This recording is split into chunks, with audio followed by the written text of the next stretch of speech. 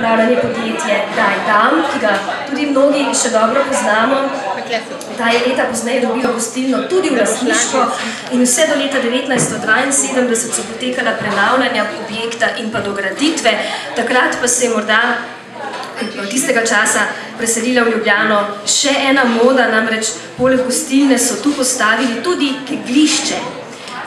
In takrat je bilo okoli livade zelo idilično, stala je v zelenju in gostila tudi precej porok. Sicer pa ne samo kegljišče, kondicijo si moral imeti tudi, če si sploh hotel priti do livade, do sem še ni bilo urejene ceste, je bilo potrebno kar nekaj energije, da si se prebil do svoje mize. Do leta 1991 se je kegljišče potem spremenilo v veliko dvorano, ki je bila namenjena predvsem zabavam za podjetja in poroke, tu je bilo tudi nekaj sedmin, in tako so se počasi vrteli ciklusi življenja gostilne.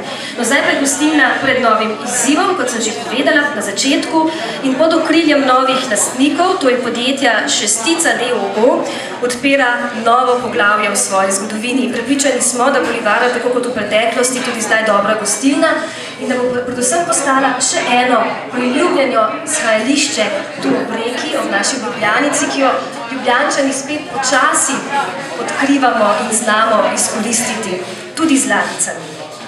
To bo odličen prostor za dobro hrano, za sprostitev v naravi. Kulinari, ki obljubljajo, bodo še posebej presenečeni, saj bo stari del namenjen slovenski, bolj tradicionalni kuhinji, novi del gostilne pa slastni hrani z mednarodnimi južnimi pridihi Sredozemskega morja, to bo ena zanimivih kulinaričnih pridobitev, zagotovo tudi španski Josprl. To je, mislim, da je ta naprava za izpod peke. Josprl. No, v tretjem, večjem tem dvoranskem delu pa bo prostor za poroke in sedmine, za podjetja, turistične skupine, zabave in bankete. Plaža ne bo za kopanje, temveč bo del letnega vrta in brega, kjer bodo stali paviljoni za goste in bodo poletli stregli pijačo in sladoled. No, poti bodo speljane tako, da bo mogoča prijetna krožna hoja, v pomoč pa bo zagotovo tudi utrjena klančina za otroške in invalidske vozičke, ki bo omogočala dostop do priveza. Na samem obrežju Ljubljanice bodo v različno velikih sobah ponudili pogostitev za 2 osebi ali pa tudi 100 in več. Celotna gostilna bo lahko sprejela do 300 gostov, v lepem vremenu pa na letnem vrtu s pogledom na Ljubljanico tudi do 100.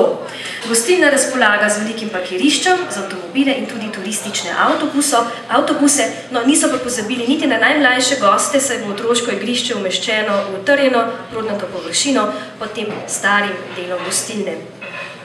No, želijo si novi lastniki, da bi se Ljubljančani navadili na prevoze, ki potekajo po Ljubljanici. K Livadi pelje kar precej ladic, sami največ sodelujo z barko Ljubljanica, s katero sta se nekateri tudi pripeljali, edino leseno ladjo na reki. Anže Logar je graditelj teh lesenih plovil, tudi lastnik ladice in zaradi lokalnih potreb na Blejskem jezeru je njegov hobi servisiranje lesenih plovil prerasel kar v poklicno ustvarjanje. Toliko za kratek uvod, zdaj vam pa vendarle predstavila tudi novega šefa gostilne. Z nami je tudi Štefan Košir. Štefan, lepo pozdravljen. Štefan,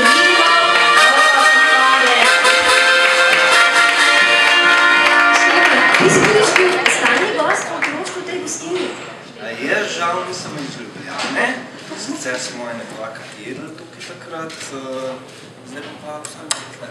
No tako je, se v glasu vseeno daleč. Štefan nam bo sedaj malo razkazal gostilno, pa predlagam mogoče, da začnemo s tem Josprlom. Josprl. Dobro. Najbolj ste vsi pač malo sem pogledali.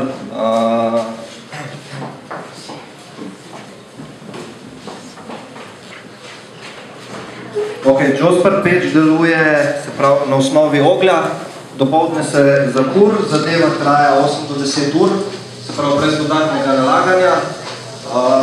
Ustvari se noter pač v peči tlak in zadeva je dosti prej pripravljena kot na klasičnih žarih in pečeh.